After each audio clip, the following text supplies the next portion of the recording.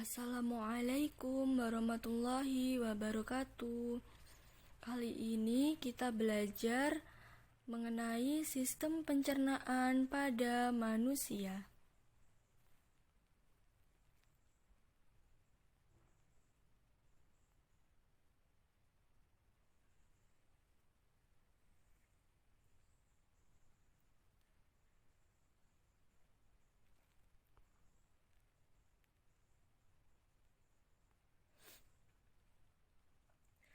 Tujuan pembelajaran kali ini, siswa dapat mengetahui pengolahan zat kimia makanan, yaitu karbohidrat, lemak, dan protein, yang berperan sebagai sumber energi di dalam tubuh.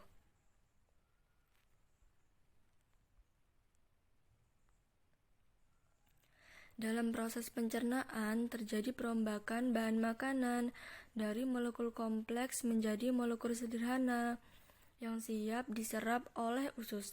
Pencernaan makanan akan menghasilkan sejumlah energi.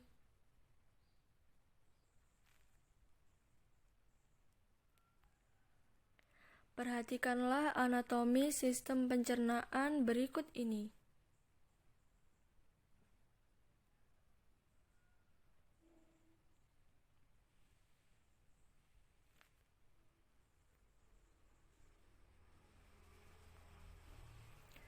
Organ dalam sistem pencernaan ada 6 dan harus urut. Yang pertama dimulai dari mulut, kedua kerongkongan, ketiga lambung, 4 usus halus, 5 usus besar, dan yang terakhir yaitu anus.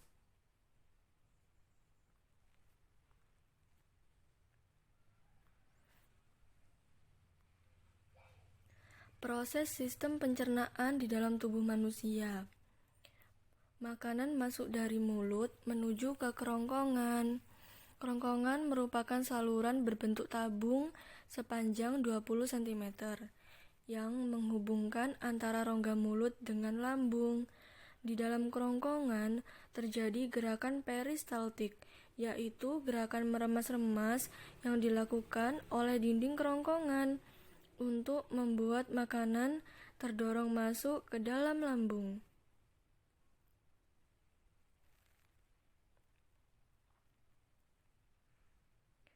Lambung termasuk organ pencernaan manusia yang paling elastis, berbentuk seperti kantong, yang terletak di rongga perut sebelah kiri atas. Di dalam lambung, makanan mengalami pencernaan secara mekanis dan kimiawi. Pencernaan mekanis dilakukan oleh dinding otot lambung yang meremas dan mengandung makanan. Pencernaan kimiawi dilakukan oleh getah lambung yang dihasilkan oleh kelenjar getah lambung. Getah lambung menghasilkan 3 enzim, yaitu pepsin, renin, dan asam klorida.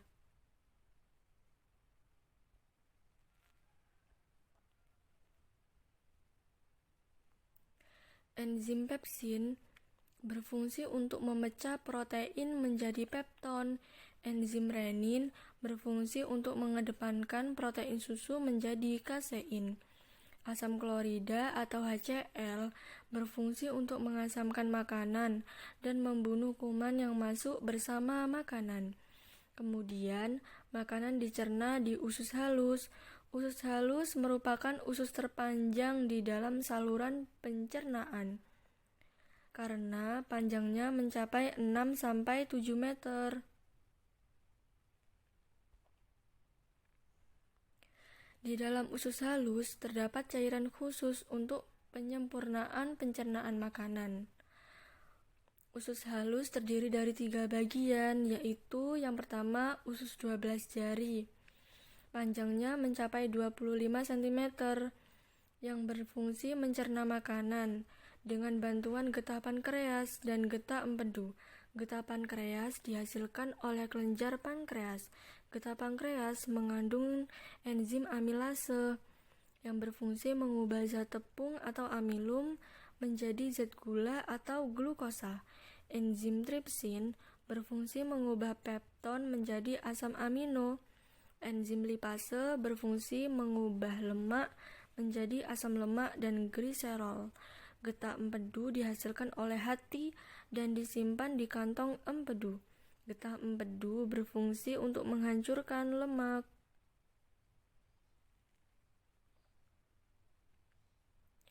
Kemudian usus kosong atau jejunum memiliki panjang 2,5 cm, terletak di antara usus 12 jari dan usus penyerapan. Berfungsi untuk mencerna makanan yang telah dicerna oleh usus 12 jari. Usus penyerapan merupakan tempat penyerapan sari-sari makanan. Di seluruh permukaan dindingnya terdapat ujung-ujung pembuluh darah yang menyerap sari-sari makanan. Kemudian sari makanan diedarkan melalui aliran darah ke seluruh tubuh.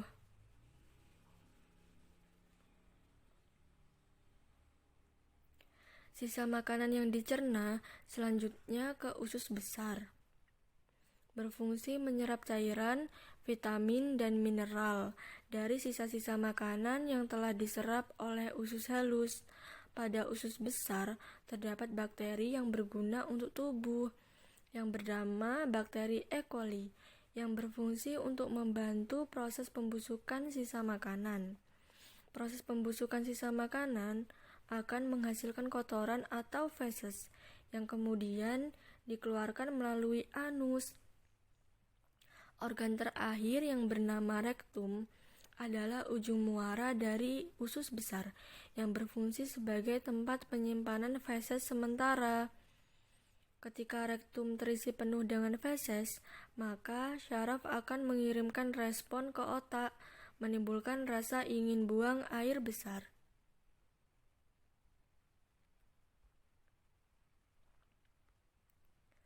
Anus adalah lubang di bagian bawah yang berfungsi sebagai lubang tempat keluarnya feses dari dalam tubuh. Ingat ya, sari makanan menyebar menjadi energi bagi tubuh kita.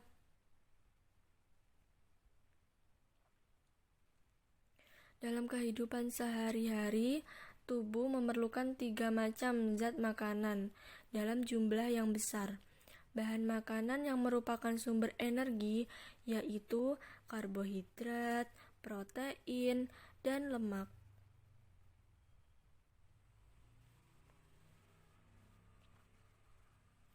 Yang pertama, kita membahas mengenai pencernaan karbohidrat di dalam tubuh.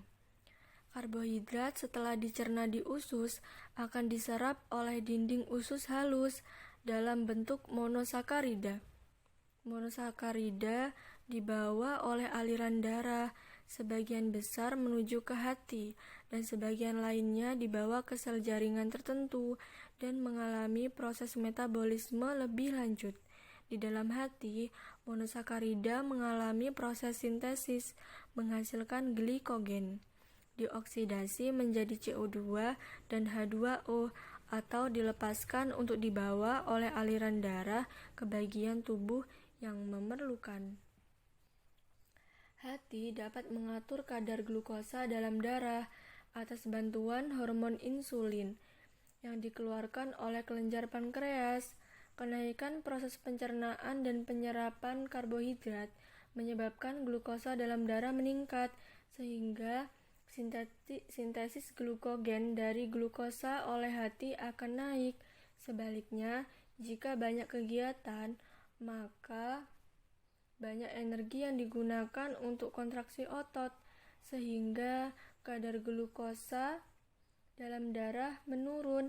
Dalam hal ini, glikogen akan diuraikan menjadi glukosa, yang selanjutnya mengalami katabolisme menghasilkan energi dalam bentuk energi kimia.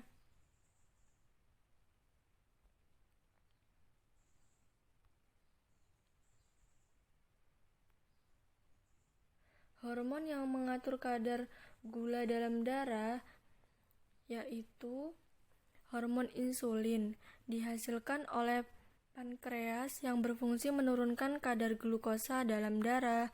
Kemudian hormon adrenalin dihasilkan oleh korteks adrenal yang berfungsi menaikkan kadar glukosa dalam darah.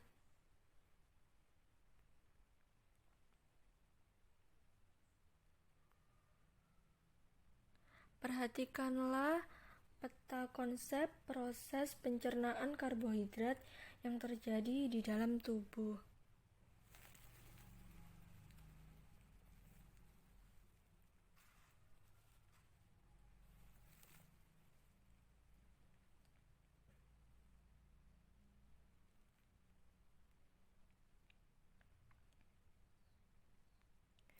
Selanjutnya, pencernaan protein dalam tubuh.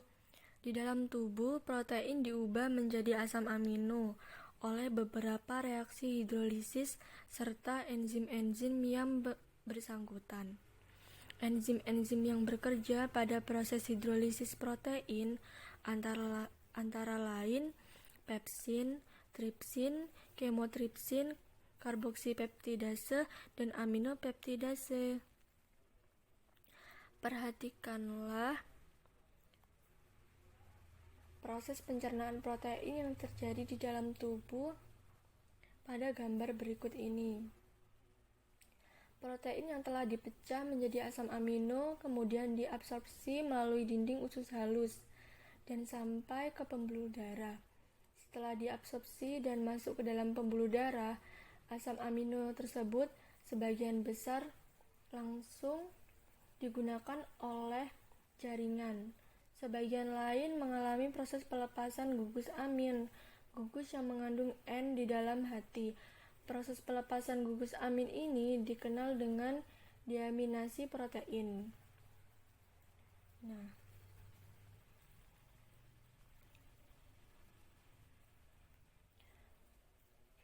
Protein tidak dapat disimpan di dalam tubuh, sehingga kelebihan protein akan segera dibuang atau diubah menjadi zat-zat lain. Zat sisa hasil penguraian protein yang mengandung nitrogen akan dibuang bersama air seni, dan zat sisa yang tidak mengandung nitrogen akan diubah menjadi karbohidrat dan lemak. Oksidasi 1 gram protein dapat menghasilkan energi 4 kalori.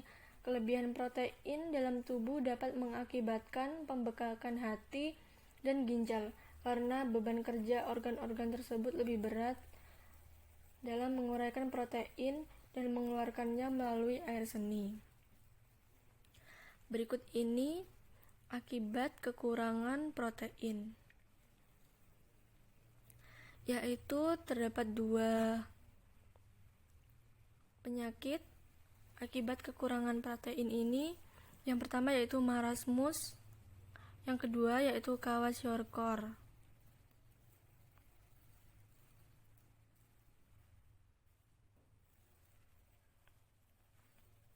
Beginilah keadaan atau contoh orang yang mengalami kekurangan protein. Perhatikanlah gambar ini.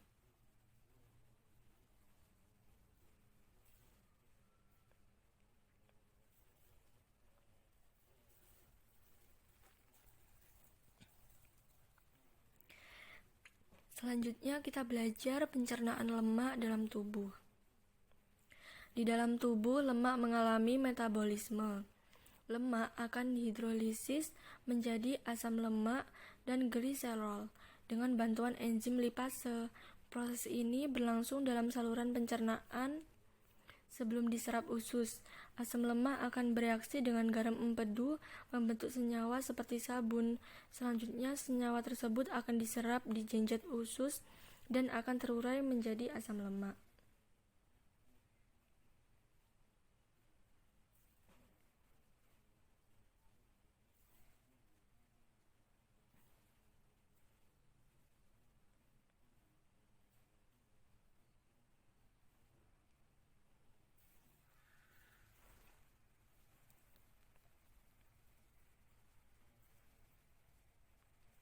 Asam lemak tersebut akan bereaksi dengan gliserol membentuk lemak, kemudian diangkut oleh pembuluh getah bening usus menuju pembuluh getah bening dada kiri, selanjutnya ke pembuluh balik bawah selangkah kiri.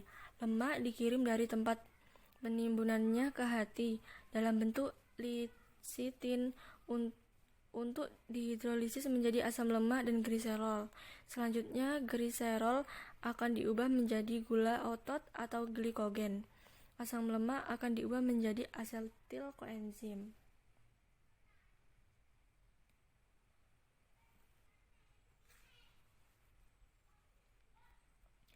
Nah, perhatikanlah gambar berikut ini termasuk proses pencernaan lemak yang terjadi di dalam tubuh.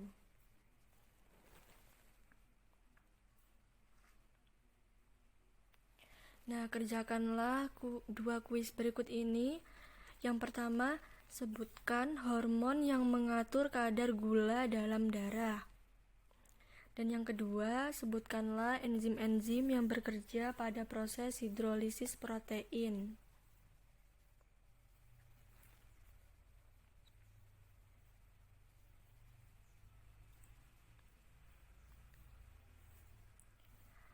Apapun yang kita lakukan hendaklah dapat bermanfaat bagi dirinya sendiri, bermanfaat bagi bangsanya, dan bermanfaat bagi manusia di dunia pada umumnya. Jadi, apapun ilmu pengetahuan yang baik dan benar yang telah kita dapatkan, yang telah kita pelajari, alangkah baiknya dapat kita terapkan dalam kehidupan sehari-hari sehingga bermanfaat bagi sesama. Terima kasih dan selamat belajar.